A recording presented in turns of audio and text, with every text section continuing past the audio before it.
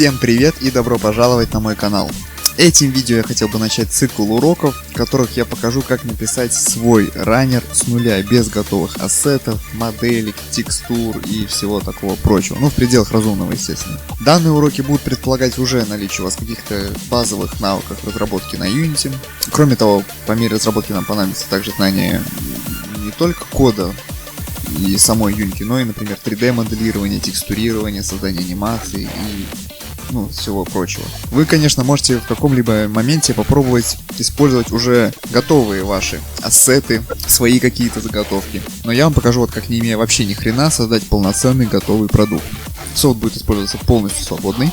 Я думаю, если вы в теме, вы легко сможете заменить, возможно, платным, но удобным для вас аналогом в случае необходимости его. А я же буду использовать для 3D моделирования и анимации это Blender, для растровой графики GIMP, а для написания кода, соответственно, это Visual Studio, которая прилетела вместе с Юнькой, на которой вся эта канале будет крутиться. В этом видео мы создадим с вами основу, набросок, черновой вариант, называйте как хотите. Но запомните, никогда не начинайте игру с крутой графики. Не уделяйте много времени деталям, потом вы просто запаритесь по ходу проекта все это менять. Мы начнем с вами именно с грейбоксов.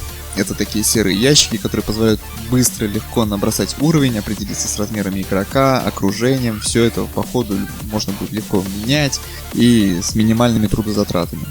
А начнем мы именно с того, что мы создадим новый проект, назовем его раннер, оставим выбранный шаблон 3D и создать. Так, ну и для дизайна уровней в Unity есть пакет ProBuilder. Идем в Package Manager. В поисковой строке пишем ProBuilder и нажимаем Install. Далее идем Tools, ProBuilder. У нас появляется окно ProBuilder.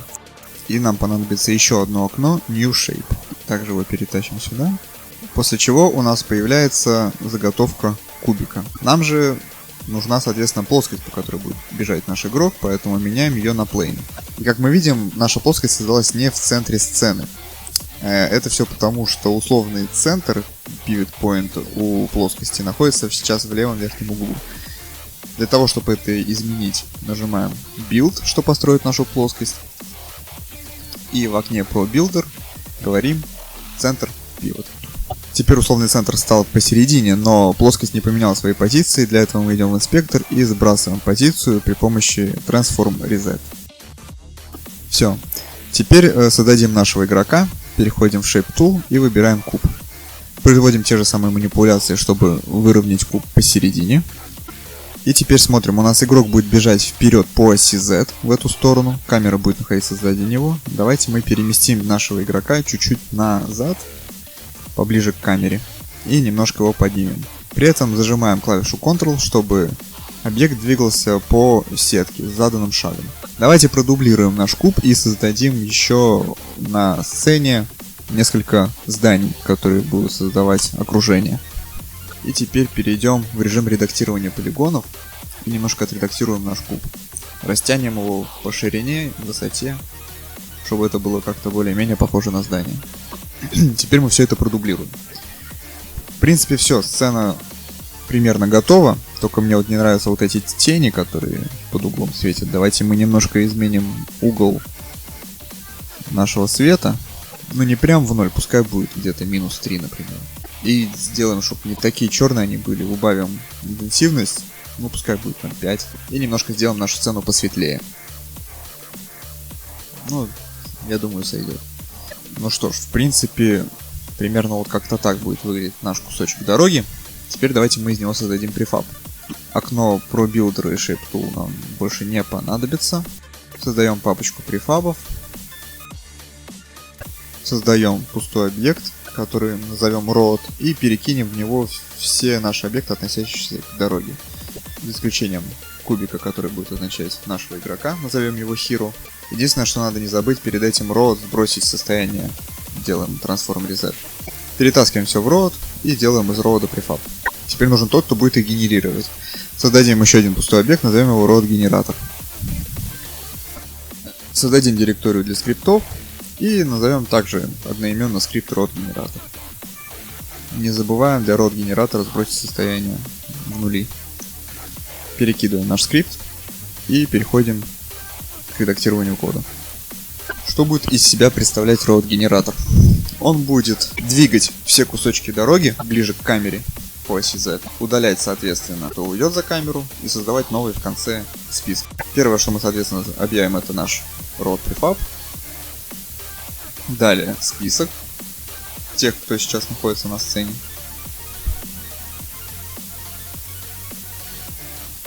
Теперь давайте объявим две переменные: max speed и speed. Max speed будет означать максимальную скорость в игре, ну типа игровая. Speed — это текущая скорость в реальном режиме времени, что ли, я не знаю. И нам еще понадобится максимальное количество участков дорог, которые можно создать. Назовем это max road count. Теперь переходим в метод update и пишем, что если скорость сейчас текущая равна нулю, то мы просто ничего не делаем. А вот если скорость не равна нулю, пробегаемся по каждому участку дороги и двигаем его по оси Z на speed, умноженный на time дельта time. В принципе, все. Вот как бы начало-то уже и готово. Единственное, что нам нужно создать теперь эти участки дороги. Для этого мы подготовим наш уровень в самом начале. Назовем эту функцию reset_level, которая будет сбрасывать любое текущее состояние игровое в нули, удалять все объекты, которые были на сцене, и создавать новые. Сбрасываем скорость в 0. Пока есть в списке объекты, мы их будем удалять как сам объект, то есть выполнять для него destroy, и, соответственно, потом еще удалять его из списка rows.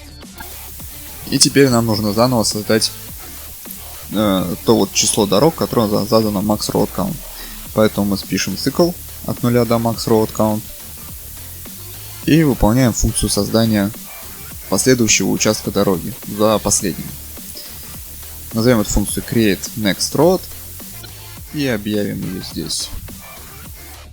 Для того, чтобы создать новый объект, мы используем все функции instantiate, пихаем туда наш road prefab для создания объекта, и чтобы положить его в центр, задаем вектор 3.0 и quaternion identity. После чего, чтобы он создавался у нашего road генератора, мы зададим setParent к нашему трансформ и добавим этот новый участок в наш список. Но единственное, что нам нужно, чтобы на каждый новый участок появлялся не в нуле, а в последующем, то есть как бы, чтобы он следовал за последним элементом. Поэтому давайте, если список пустой, то будет вектор 3.0. А вот если roads count больше нуля, то post будет равен позиции последнего road в списке плюс смещение по оси Z на ширину плоскости. У нас она, как мы помним, 15. И теперь в instantiate добавляем наш post. Ну вот теперь точно все, и наши объекты должны двигаться.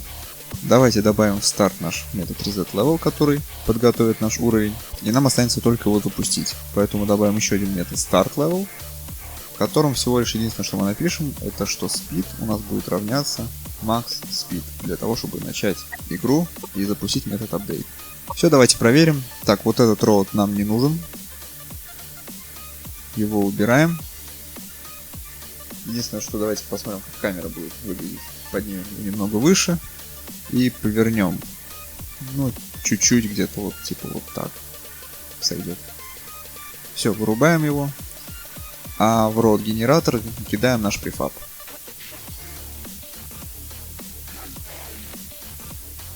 Запускаем. Как мы видим, все объекты движутся, но новый объект, во-первых, не создается, а те, которые двинулись за камеру, они не исчезают. Нам нужно немножко доделать наш скрипт. Возвращаемся в редактор и пишем в методе update еще пару строчек. То есть, если позиция первого объекта в списке по Z стала меньше, пускай будет минус 15, то мы его удаляем. Можно прямо вот эти две строчки взять отсюда. И дальше нам нужно создать последний элемент. Create next road. Наш уже готовый метод. Вот и все. Теперь смотрим. Все, мы видим, там элемент создается новый, а тот, который уезжает за камеру, удаляется. Но вот эта граница создания элемента, она видна. И самое простое, что придумали люди, чтобы этого было не видно, добавить туман.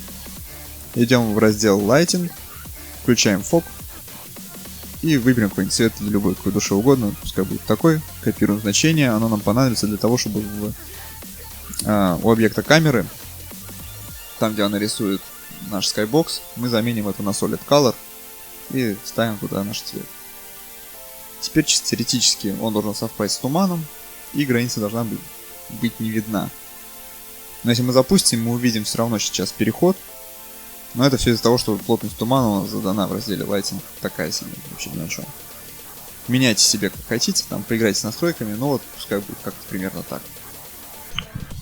Ну что, предлагаю на этом первый наш урок закончить. Если где-то что-то недорассказал или затянул, то пишите в комментариях, любой фидбэк будет полезен.